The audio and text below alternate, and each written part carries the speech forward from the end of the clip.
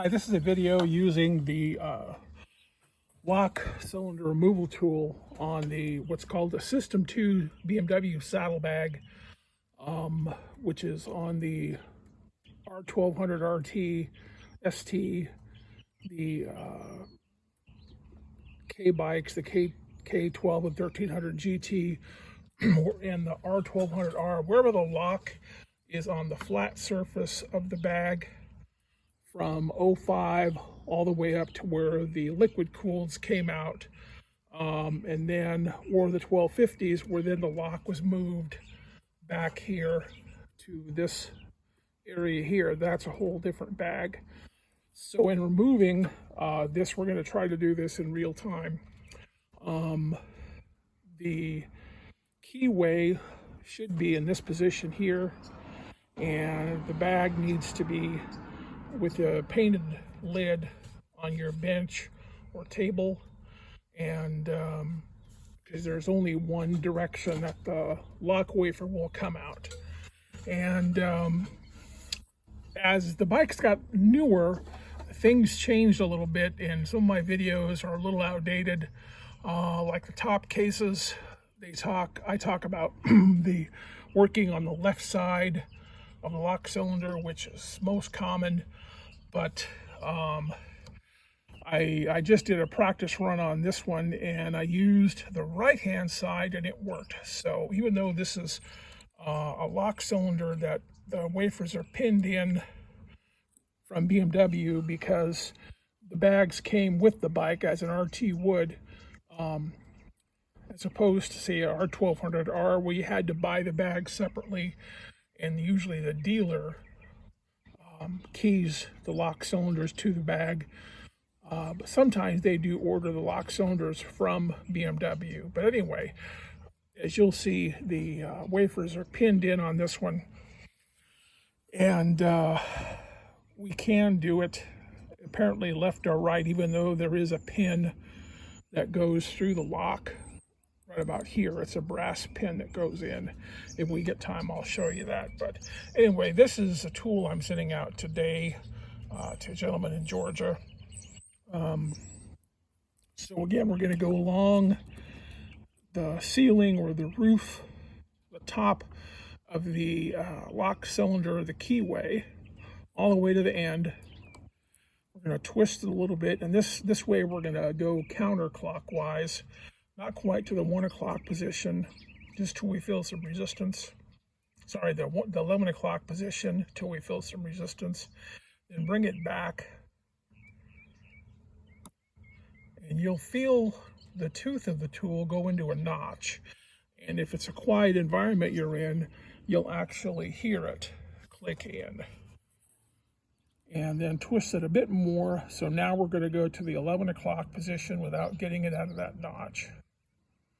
And then without losing the angle or the twist, we're just going to go straight down like that. And it won't go all the way down because we're having to grab the lock wafer through friction. If that doesn't work, do it again. So in all the way to the top, light twist, bring it back. And sometimes the microphone will pick up that noise. A little more twist, and then straight down. And I don't have my tripod today. It's in my other vehicle, so I'm having to hold this and do it with one hand. And it's a repetition of doing this over and over, because you're not going to get it first try. Sometimes you will. But even I, doing it after all these years, will struggle sometimes.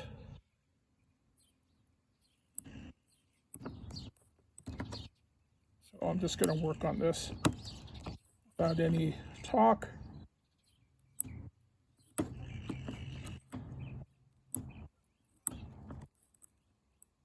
In, twist, back, down.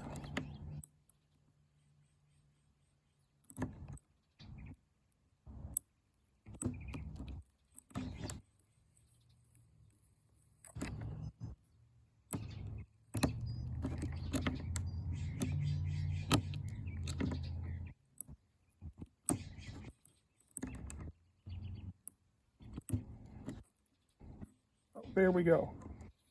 So you see, it sometimes takes me more than a few minutes. This is just a generic lock cylinder that I have in my lock box. And these wafers are all pinned in. You cannot remove these because that's how they come for the bikes that the bags come from BMW with the bike when you buy it new.